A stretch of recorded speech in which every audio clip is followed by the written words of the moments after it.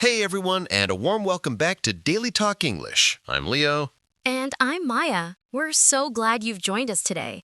Our mission here is to turn your everyday experiences into fluent, confident English. That's right, and what's more everyday than your daily routine? It's something you live through every single day, so it's the perfect thing to learn how to talk about. Absolutely. Knowing how to describe your day from morning to night is one of the most practical English skills you can have. You'll use it in so many situations. So, in this conversation, we're going to do just that.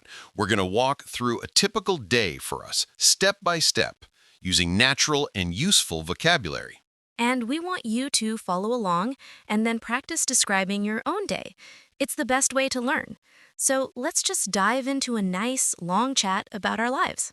Sounds perfect. So, Maya, how are you doing today? How's your day been so far? I'm doing really well. Thanks for asking, Leo. My day has been quite productive, actually. I managed to get a lot of my planning done for the week, which always feels good. How about you? How are you feeling? I'm pretty good, thanks. Maybe a little bit tired, if I'm being totally honest, but it's a good tired. I was up a bit earlier than usual to get some things sorted, but no complaints. Tired? Oh no. Was it a busy morning for you? It was, but a good busy. I wanted to get a head start on the day, so I was up with the sun, did a quick workout, and then tackled my inbox. Sometimes an early start makes you feel more accomplished, even if it leaves you a bit weary by the afternoon. I know that feeling well. That productive tired is real. My morning was a bit more relaxed, which was a nice change. I slept well, had a calm breakfast, and just eased into the day. It's nice to have a mix of both kinds of days, I think. I absolutely agree. Variety is the spice of life, as they say. It's interesting how our days can be so different, even when we have a general routine we stick to. It really is. And speaking of routines, that's what we're here to talk about, right? Our typical standard from sunup to sundown day. Yes, let's paint a full picture. Why don't we start right at the very beginning, the morning? For me, the morning really sets the tone for the entire day. It does for me too. So, Leo, let's get into the nitty-gritty. What time do you usually wake up on a standard weekday? Well, my alarm goes off at 6:30 a.m., pretty much without fail, Monday to Friday. I'm one of those people who doesn't need 10 alarms. Usually one is enough to get me out of my deep sleep. 6:30? That's disciplined. I usually wake up at 7 a.m. And I must admit, I am the complete opposite of you when it comes to alarms. I have a bad habit of hitting the snooze button at least once, sometimes twice. Hey, no judgment here. We all have our quirks. So, you wake up at 7, but you don't actually get up until 7:10 or 7:15? Exactly. That 10 or 15 minutes is my buffer zone. I don't just jump out of bed. I need to transition slowly into consciousness. What about you? Do you spring out of bed the second your alarm sounds? Not quite a spring, but I don't linger too long either. I'd say I stay in bed for about 5 minutes max. I'll just lie there, let my brain boot up, maybe stretch a little, and think about what I need to do that day. But then, I make myself get up. If I stay too long, I'll get lazy. That's a smart strategy. So, after that 5-minute buffer, what is the very first physical thing you do after swinging your legs out of bed? It might sound a little old-fashioned, but I make my bed. It's the first task I complete, and it gives me a small sense of accomplishment right away. It also makes my bedroom look tidier, which I appreciate. It's a simple act, but it feels important. I love that. I'm a bed maker too. I completely agree with you. It just makes the whole room feel more organized and calm. It's like declaring that the night is over and the day has officially begun. Yes, that's exactly the feeling. Okay, so bed is made. What's next for you? Well, after making the bed, I immediately head to the bathroom to start my morning ablutions.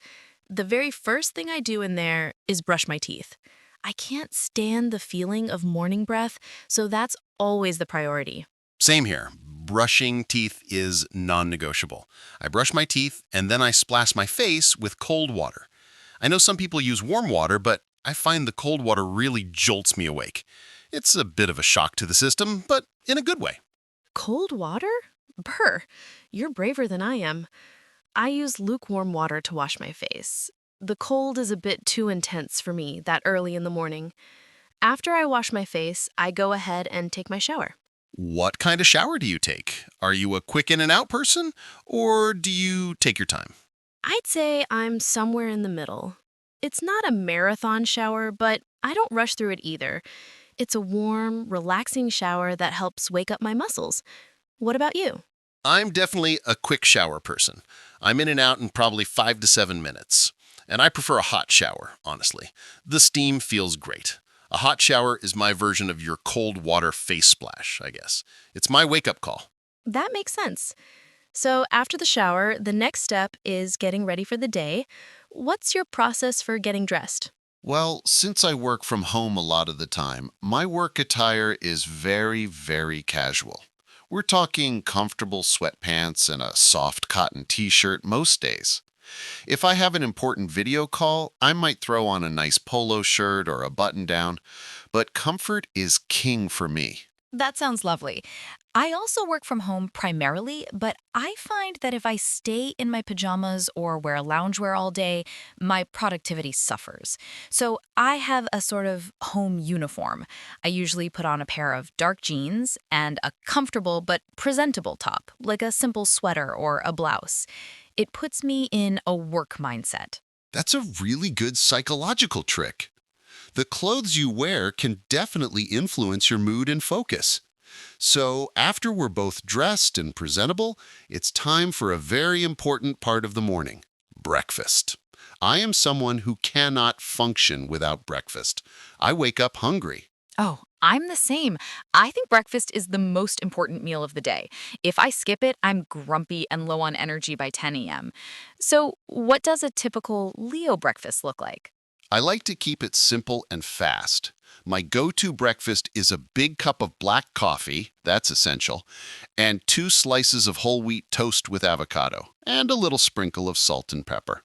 Sometimes, if I have a bit more time, I'll scramble a couple of eggs. But the avocado toast is my daily default. It's quick, nutritious, and keeps me full. That sounds delicious and very healthy. I'm a bit more varied with my breakfasts. Some days I'll have Greek yogurt with honey and a bunch of berries: strawberries, blueberries, raspberries. Other days I'm in the mood for oatmeal with sliced bananas and a dash of cinnamon. And my drink of choice is always tea. I have a whole collection of herbal teas. I don't really like coffee, so tea is my morning warmth and caffeine. More coffee for me, then. I admire your variety. I tend to be a creature of habit, especially in the morning when my brain isn't fully online yet. So after we're both dressed and presentable, it's time for a very important part of the morning: clean up. Do you clean up right away? Yes, absolutely. I cannot leave a messy kitchen. It bothers me all day. So, right after I finish my breakfast, I take my plate, my bowl, my mug, and I wash them immediately or put them in the dishwasher. I wipe down the countertops too. I need a clean slate before I start my workday. I'm exactly the same. A cluttered kitchen leads to a cluttered mind, I think. I do my dishes right away, put the butter and jam back in the fridge, and make sure everything is back in its place. It only takes a couple of minutes, but it makes a big difference. It really does. Okay, so the kitchen is clean, we're dressed, we're fed. Now the workday begins. Since we both work from home, our commute is pretty short. But let's talk about how we transition into work mode. What's the first thing you do when you sit down at your desk? My first ritual is to make a fresh cup of coffee to take to my desk. Then, I power up my computer. While it's loading, I'll take out my physical notebook and my favorite pen. I'm a bit old school in that way. I write down my top 3 priorities for the day. Just a simple to-do list. Then, I open my email inbox. I don't always start replying right away, but I'll scan it to see if there's anything urgent that needs my immediate attention. I love the physical notebook idea. I'm a digital person for my to-do list. I use an app on my phone, but the principle is the same. My first desk activity is also checking emails. I find it's better to face them head on rather than let them pile up and cause anxiety. I'll quickly triage them. Which ones need a reply today, which ones can wait, and which ones can be deleted. After my inbox is somewhat under control, I'll look at my calendar to see what meetings or deadlines I have for the day. That's a very systematic approach. I should probably be more like you with the email triaging. I have a tendency to get sucked into replying to emails for an hour, and then I've lost my creative momentum for my main work. It's a constant battle, isn't it? Email can be a real productivity killer. So, after the admin work is out of the way, what does the main part of your workday look like? What kind of projects are you usually working on? My work is mostly project-based. I'm a content creator, so a big part of my day is spent scripting videos, like the one we're making right now. That involves a lot of research, writing, and editing. I also spend a significant amount of time editing audio and video. That part is very focused work. I need to put on my headphones, block out distractions, and just get into a flow state. How about you? What's your work focused on? My work is a mix of creative and administrative tasks. I'm an online educator, so I spend a good chunk of my day preparing lesson materials, which is very creative and fun. I also have live teaching sessions with students, which I absolutely love because it's so interactive. But then there's the other side, grading assignments, providing feedback, and handling student inquiries. That part is more structured and administrative. It sounds like you have a great balance. The live sessions must keep things dynamic. Do you have a set schedule for those, or does it change every day? It's fairly consistent. I usually have my live classes in the late morning from about 10:30 a.m. to 12:30 p.m. That's my peak focus time for interactive work. I try to schedule all my demanding creative work, like lesson planning, for the early morning, right after I've dealt with my emails. My brain is freshest then. That's smart. I'm similar. My most productive writing hours are between 9 a.m. and 12 p.m. I guard that time fiercely and try not to schedule any meetings during that block. I find my concentration starts to wane a bit after lunch. Ah, the post-lunch slump. It's a real phenomenon. Speaking of which, let's talk about lunch. What time do you usually break for lunch? I'm pretty consistent. I eat lunch at 1 p.m. almost every day. It feels like a natural stopping point. By then, I've put in a solid 4 hours of work, and I'm definitely ready for a break and some fuel. Same here. 1 p.m. is my lunchtime as well. It's the perfect time to step away from the screen. What do you typically eat for lunch? Do you cook something fresh? It depends on the day. About half the time, I'll cook something simple and quick. My favorite lazy lunch is a grilled cheese sandwich or some pasta with pesto. If I'm feeling more energetic, I might make a big salad with lots of vegetables and some tuna or chicken. The other half of the time, I have leftovers from the dinner I cooked the night before. That's the easiest option. How about you? I'm a big fan of leftovers for lunch. It's so convenient and reduces food waste. I always try to cook a little extra at dinner for that exact purpose. If I don't have leftovers, my go-to is a soup. I often make a big pot on the weekend, or a quick wrap with hummus and salad vegetables. I always try to make my lunch something that doesn't require too much thought or effort. That's the key, isn't it? Keeping it simple. So, we've eaten lunch. What do you do after lunch? Do you go straight back to work, or do you take a proper break? I've learned the hard way that going straight back to the screen is a recipe for low productivity, so I force myself to take a real break. I'll leave my desk and go to the living room. I'll maybe read a book for 20 minutes, listen to some music, or sometimes, if the weather is nice, I'll just sit on my balcony for a bit and get some fresh air. That 20-30-minute mental reset is crucial for me. I need to be better about that. I often just scroll through my phone while sitting at my desk, which isn't a real break at all. I've been trying to incorporate a short walk after lunch, even if it's just around the block. It really does help with the afternoon slump and gets the blood flowing again. You should definitely try it. It makes a huge difference. Okay, so break is over. We're back at our desks for the afternoon shift. What does the rest of your workday look like? The afternoon is when I tackle the tasks that require less intense concentration. This is when I'll do things like scheduling social media posts, responding to comments, doing lighter research, or organizing my files. I might also have meetings scheduled in the afternoon. I try to wrap up my focused, creative work by 3 or 4 p.m. because my energy for that kind of thing is usually depleted by then. That's a great way to structure it. My afternoons are also for less demanding tasks. This is when I do most of my grading and provide feedback on student work. It requires focus, but it's a different kind of focus from creating new content. I also use this time for professional development, like taking an online course or reading articles related to my field.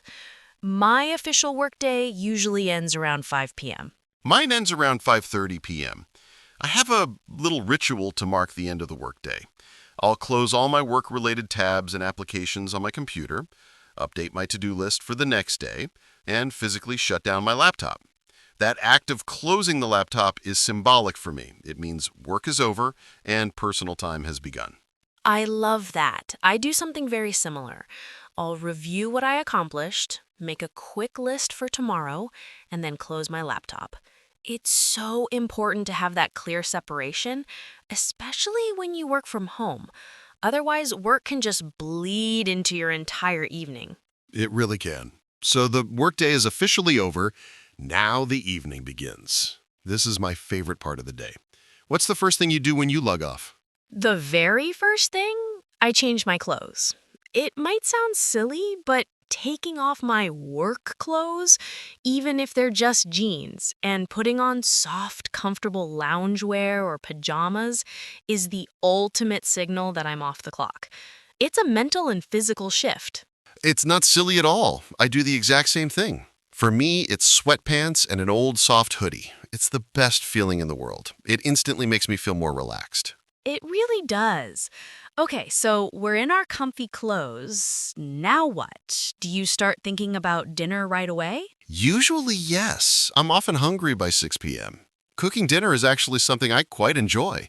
It's a creative outlet for me and a way to decompress after a day of mental work. I find the process of chopping vegetables and following a recipe to be almost meditative. That's a wonderful way to look at it. I also enjoy cooking, but some days I'm just too tired. On those days, I have no shame in ordering takeout or just making a very simple meal like a frozen pizza or a can of soup. I think it's about balance. What kind of things do you like to cook? I like cooking dishes that are relatively simple but feel hearty and satisfying. I make a lot of stir fries because they're quick and you can pack them with vegetables.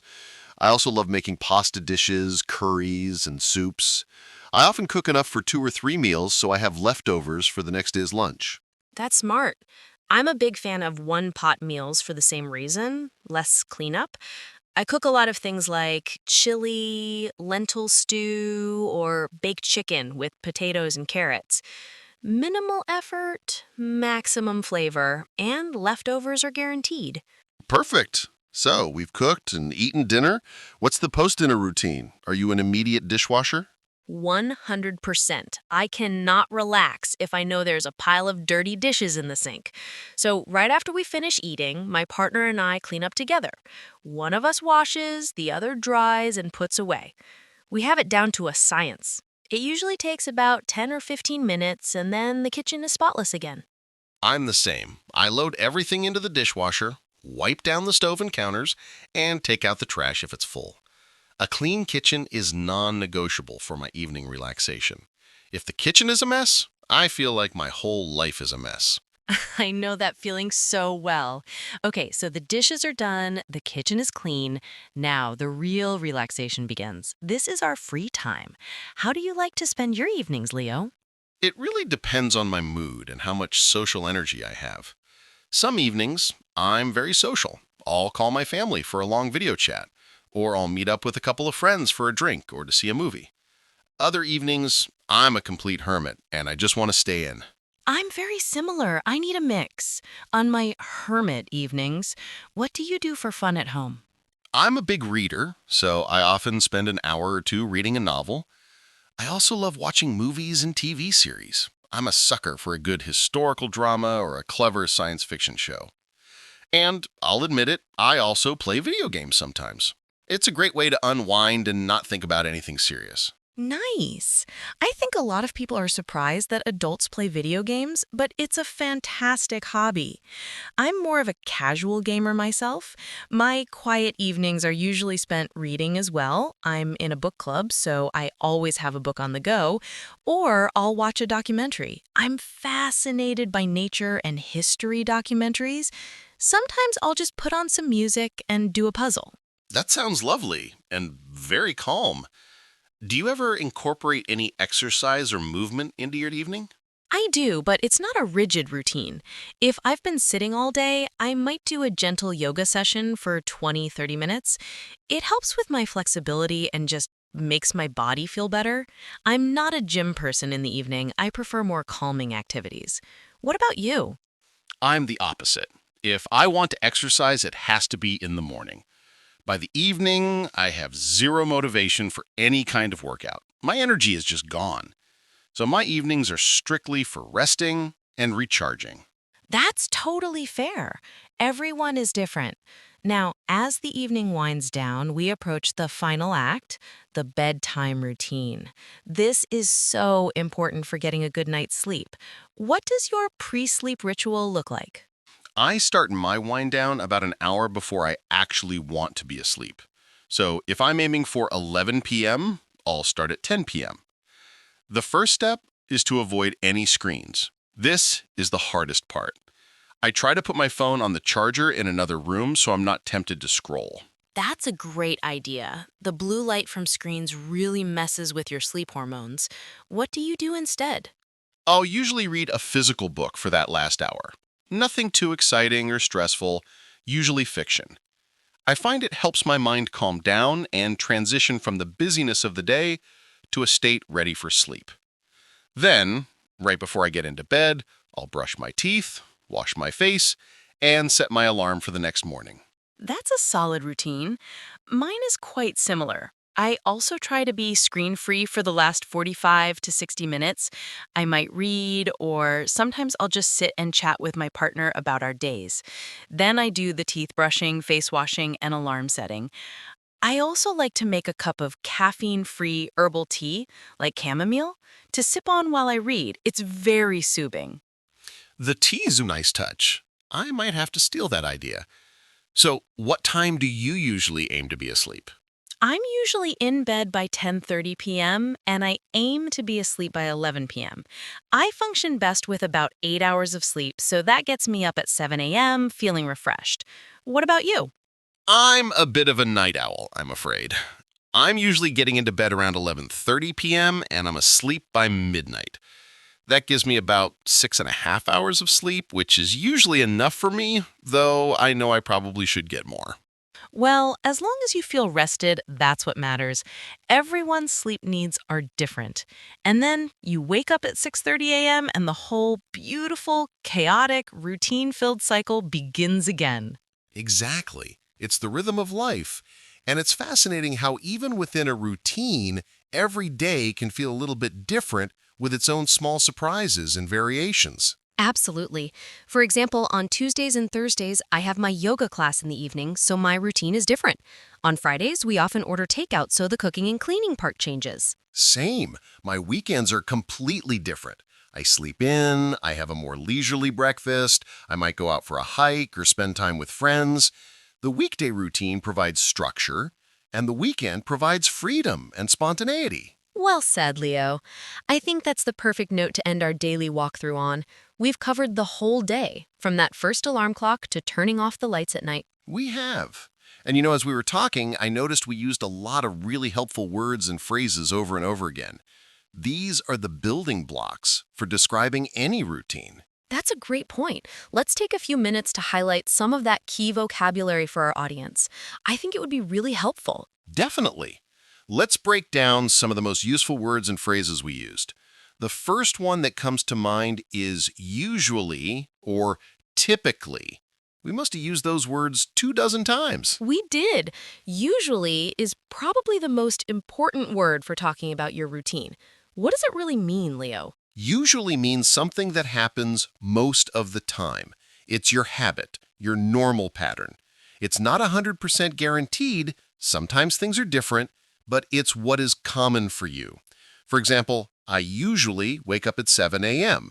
That means most days I wake up at 7, but maybe sometimes on a weekend I sleep until 9. Perfect explanation. So you can use I usually for almost any part of your routine. What's something you usually do in the afternoon, Maya? Let me think. I usually take a short break in the afternoon to make a cup of tea. It's my little ritual. Great example. Now, the opposite of usually could be sometimes, occasionally, or never. But let's look at another crucial type of word, sequencing words.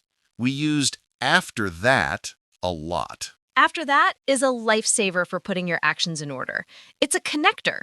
It means next or following this. It helps you list your activities smoothly instead of just saying short, separate sentences. Exactly. Instead of saying, I wake up, I brush my teeth, I take a shower, you can say, I wake up. After that, I brush my teeth. After that, I take a shower. It sounds much more fluid. Can you make a new sentence with after that? Sure. I finish work at 5 p.m. After that, I go to the gym. See, it connects the ideas nicely.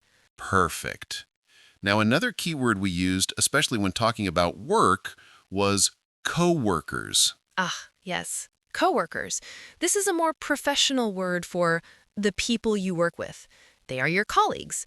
You wouldn't usually call them your work friends in a formal description, though they might be your friends.